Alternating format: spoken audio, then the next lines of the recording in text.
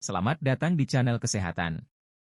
Kali ini kita akan membahas tentang perbandingan penyakit untuk dua diagnosa seperti di bawah. Panduan praktik klinis. Puskesmas. Akne vulgaris ringan. 1. Pengertian, definisi. Akne vulgaris adalah penyakit peradangan kronis dari folikel pilosebasea yang diinduksi dengan peningkatan produksi sebum, perubahan pola keratinisasi, peradangan, dan kolonisasi dari Bacteronibacterium acnes. 2. Anamnesis. 1. Pasien biasanya memiliki keluhan erupsi kulit polimorfi di lokasi predileksi, disertai rasa nyeri atau gatal namun masalah estetika umumnya merupakan keluhan utama. 2. Pasien memiliki faktor risiko antara lain: A. Usia remaja. B. Stres emosional.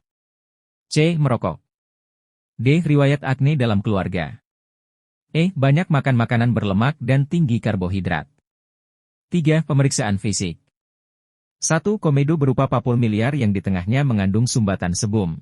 Bila berwarna hitam disebut komedo hitam, bledo, open komedo, dan bila berwarna putih disebut komedo putih atau komedo tertutup, white komedo, close komedo. 2. Erupsi kulit polimorfi dengan gejala predominan salah satunya, komedo, papul yang tidak beradang dan pustul, nodus dan kista yang beradang. 3. Pengeluaran sumbatan sebum dengan komedo traktor, sendok una, ditemukan sebum yang menyumbat folikel tampak sebagai massa padat seperti lilin atau massa lebih lunak seperti nasi yang ujungnya kadang berwarna hitam. 4. Kriteria diagnosis. Akne vulgaris memiliki gradasi tingkat keparahan. 1. Ringan, bila A. Beberapa lesi tak beradang pada predileksi. B. Sedikit lesi tak beradang pada beberapa tempat predileksi. C. Sedikit lesi beradang pada satu predileksi. 2. Sedang, bila A. Banyak lesi tak beradang pada satu predileksi. B. Beberapa lesi tak beradang pada lebih dari satu predileksi. C. Lesi beradang ada satu predileksi. D. Sedikit lesi beradang pada lebih dari satu predileksi. 3. Berat, bila A. Banyak lesi tak beradang pada lebih dari satu predileksi. B. Banyak lesi beradang pada satu atau lebih predileksi. 5. Diagnosis kerja. Diag ditegakkan berdasarkan anamnesis dan pemeriksaan fisik. 6. Diagnosis banding. Erupsi acneiformis, acne venenata, rosacea, dermatitis perioral.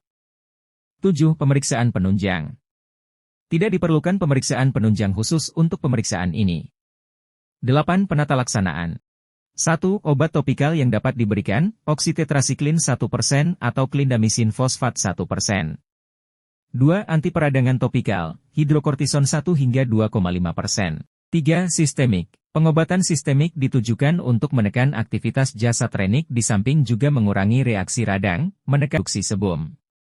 Dapat diberikan antibakteri sistemik, misalnya tetrasiklin 250 mg 1g hari, eritromisin 4x 250 mg hari. 9. Edukasi. 1. Menghindari terjadinya peningkatan jumlah lipid sebum dan perubahan isi sebum dengan cara A. Diet rendah lemak dan karbohidrat. Meskipun hal ini diperdebatkan efektivitasnya, namun bila pada anamnesis menunjang, hal ini dapat dilakukan. B. Melakukan perawatan kulit dengan membersihkan permukaan kulit. 2. Menghindari terjadinya faktor pemicu terjadinya akne, misalnya A. Teratur dan sehat, cukup istirahat, olahraga, sesuai kondisi tubuh, hindari stres. B. Penggunaan kosmetika secukupnya, baik banyaknya maupun lamanya. C. Menjauhi terpacunya kelenjar minyak, misalnya minuman keras, makanan pedas, rokok, lingkungan yang tidak sehat dan sebagainya. D. Mengpolusi debu, pemencatan lesi yang tidak lagi artis, yang dapat memperberat erupsi yang telah terjadi. 10 kriteria rujukan. Akne vulgaris sedang sampai berat. 11. Prognosis.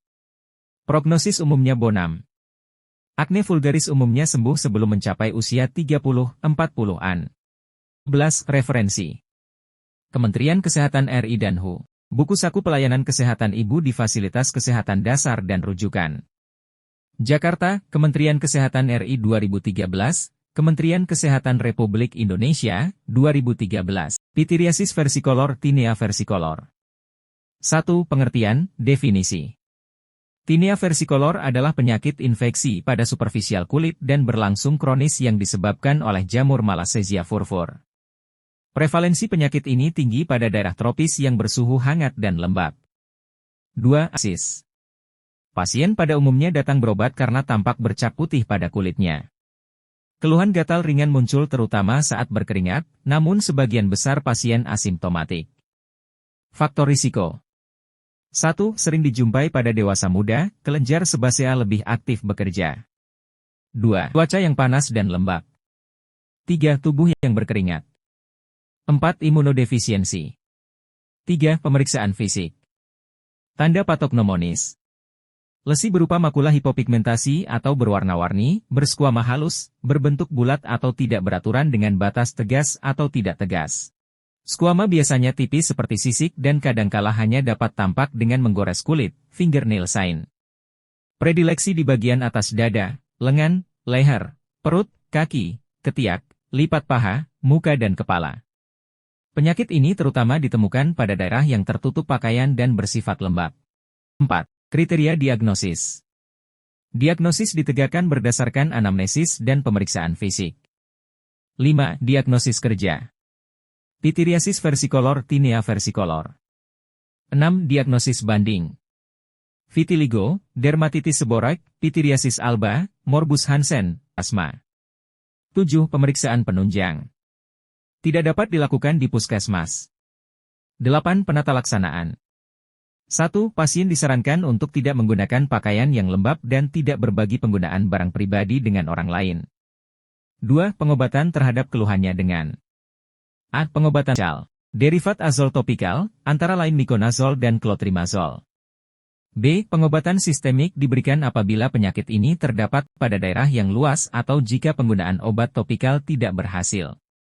Obat tersebut, yaitu ketoconazol per oral dengan dosis 1x200 mg sehari selama sehari. 9.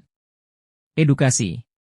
Edukasi pasien dan keluarga bahwa pengobatan harus dilakukan secara menyeluruh, tekun dan konsisten, karena angka kekambuhan tinggi, 50% pasien.